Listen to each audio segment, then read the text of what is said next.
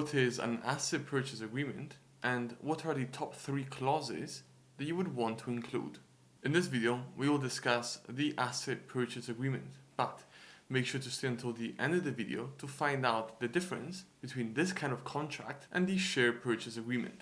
If you're new, I'm Malcolm Zoppi, an English qualified solicitor, and I help UK SMEs with their corporate and commercial legal needs. So what is an asset purchase agreement? In short, it is a legally binding contract whereby a buyer is buying the assets of a business, and those assets allow the buyer to run a business as a going concern. Some of the assets that might be included in such a purchase are, for example, the equipment, the inventory, and the customer list of a target business.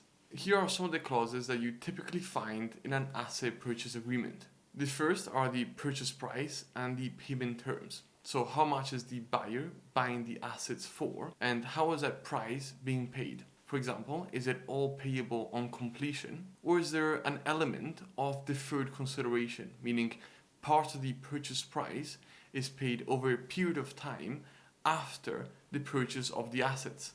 The second is a description or a list of the assets that are included in that purchase. Typically, these are detailed in a schedule to the asset purchase agreement, and corresponding figures as to the valuation of the assets are provided in that same schedule.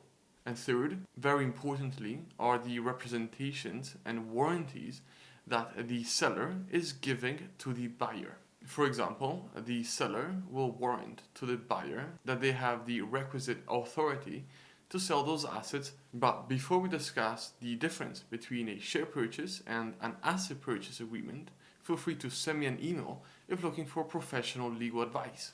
Asset purchase agreements can be quite complex, and the chances of making a mistake in the eyes of the law can be quite significant.